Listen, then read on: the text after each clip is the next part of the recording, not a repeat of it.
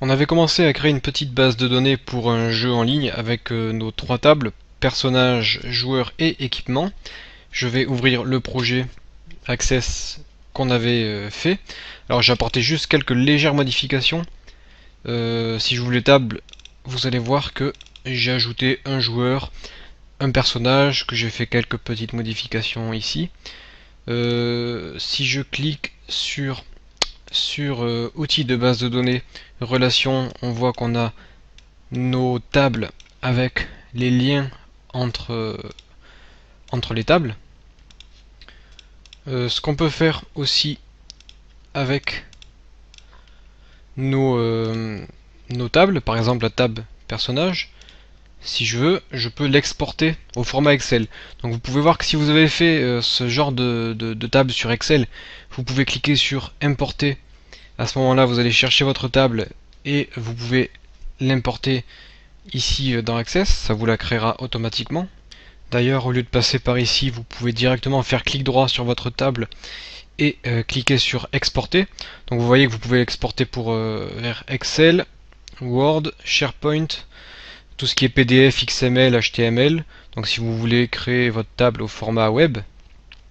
Et vous pouvez même faire donc importer, c'est ça que je voulais vous montrer en fait, importer toutes vos tables ou les exporter. Donc là si je veux l'exporter au format Excel, je clique, je vais exporter aussi les données avec la mise en forme. Donc là je peux choisir un nom, un emplacement. Je fais OK. Je patiente un petit peu. Et là, ma table s'ouvre. Donc là le problème c'est qu'elle s'est ouverte avec OpenOffice. Donc OpenOffice n'est pas forcément approprié pour du format Excel, en tout cas pas dans tous les cas. Mais je l'ai ici dans Excel. Et on voit que on a notre table qui a été sauvegardée au format Excel ici dans ce fichier que j'ai exporté. Ensuite, ce qu'on peut faire aussi, c'est créer des états de nos tables ou de n'importe quelle chose qu'on a faite dans notre base de données. Pour cela, je vais dans l'onglet Créer et je peux faire Création d'état. Là, je fais glisser mon personnage. Je clique sur Terminer. Je vais placer ma boîte de dialogue ici. En dessous, je peux faire glisser joueur par exemple. Je vais un petit peu agrandir ma table. Donc là, je suis en mode création. Si je passe en mode état, et bien à ce moment-là, j'ai un petit tableau récapitulatif qui m'indique tout ce qui est contenu dans ma table personnage, tout ce qui est contenu dans ma table joueur.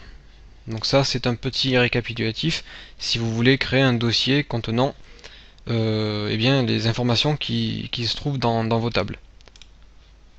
Donc là, je vais fermer, j'enregistre pas, je supprime. Et on va passer au vif du sujet. Donc dans cette vidéo, je vais surtout vous montrer comment faire quelques petites requêtes dans Access avec nos bases de données. Donc je vais tout fermer.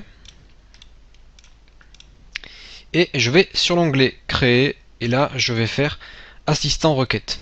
Donc on va voir les deux types de requêtes que l'on peut faire.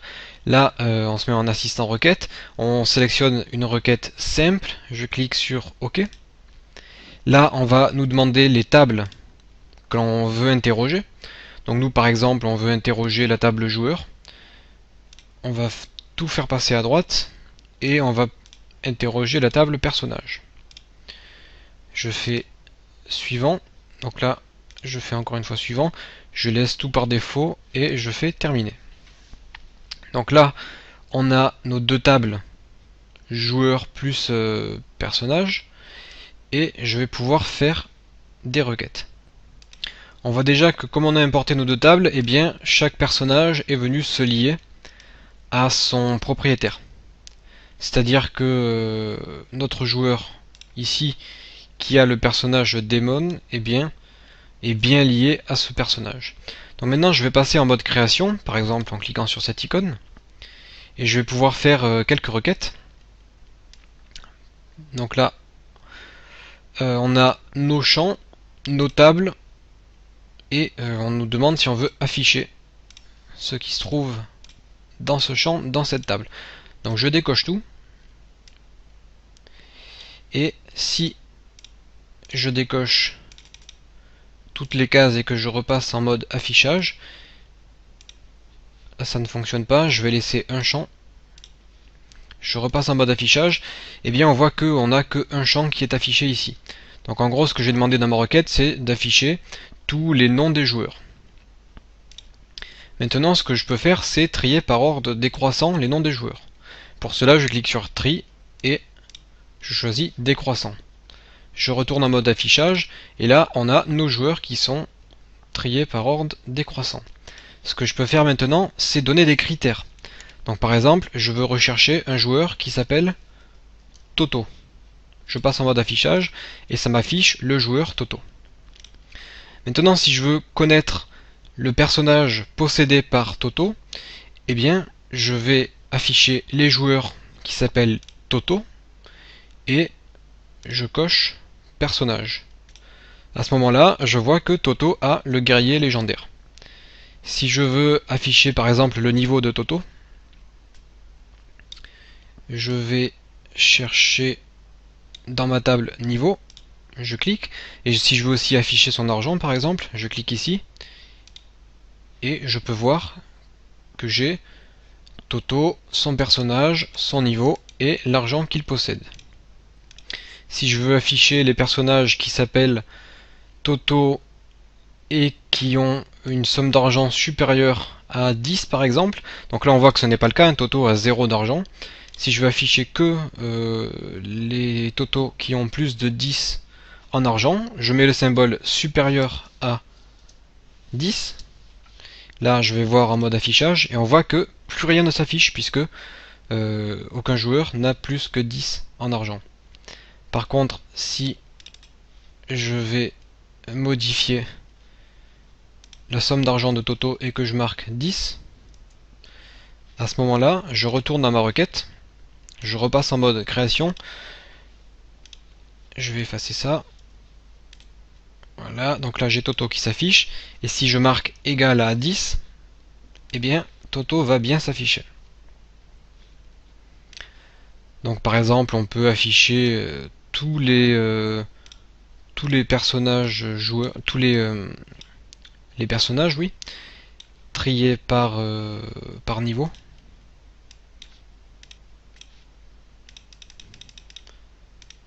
Et à ce moment-là, je repasse en mode affichage. Là, petit souci. Je vais enlever le critère Toto.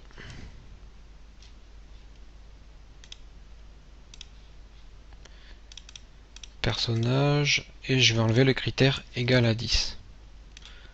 Voilà, donc là j'ai bien tous les personnages avec leur niveau. Donc voilà rapidement comment on peut faire quelques requêtes simples sans avoir besoin de programmer. Simplement grâce aux outils d'assistant d'Access. Donc je peux enregistrer ces requêtes si je veux les préserver. Donc là si je ferme, je peux la réouvrir ici à partir du panneau qui se trouve à notre gauche. Et si je fais une création de requête manuelle, donc c'est-à-dire sans l'assistant d'Excel, eh bien je peux sélectionner ce que je veux, donc la table joueur, je fais ajouter, je vais mettre uniquement la table joueur, et je peux sélectionner moi-même les champs que je veux traiter. Par exemple, si je veux afficher uniquement les joueurs qui ont plus de 20 ans, je vais faire un tri par âge, un tri croissant, et critère si l'âge est supérieur à 20. Ensuite, je peux afficher par exemple le nom de ces joueurs, ainsi que leur prénom. Et là, si je passe en mode affichage, j'ai l'âge trié de façon croissant, et donc j'ai que des joueurs qui ont plus de 20 ans qui s'affichent avec leur nom, leur prénom et leur âge. Maintenant, on voit qu'il n'y a que 2 joueurs qui ont plus de 30 ans. Si jamais je modifie 20 par 30, à ce moment-là, j'aurai que 2 joueurs qui s'afficheront dans ma table.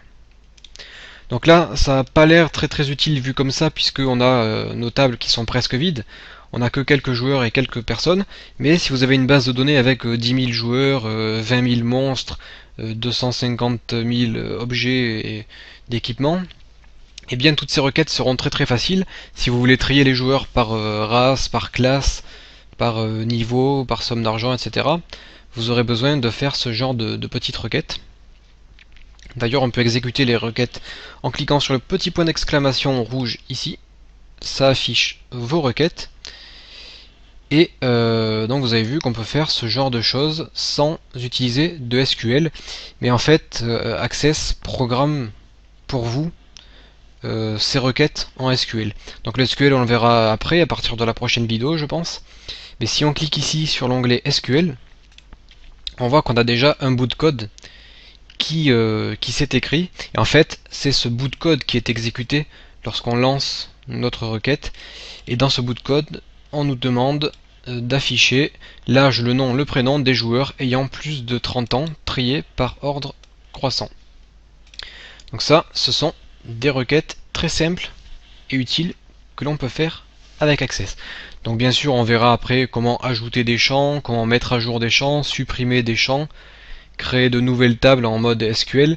Et là, ça commencera à devenir vraiment intéressant puisque on pourra programmer nous-mêmes nos requêtes en SQL. Et là, on verra que ce langage peut devenir très puissant lorsqu'il s'agit de traiter des bases de données. Voilà, donc vous pouvez vous entraîner à faire quelques petites requêtes manuellement comme ça. Et à partir de la prochaine vidéo, on va s'attaquer à la grosse partie de ce cours, c'est-à-dire le SQL.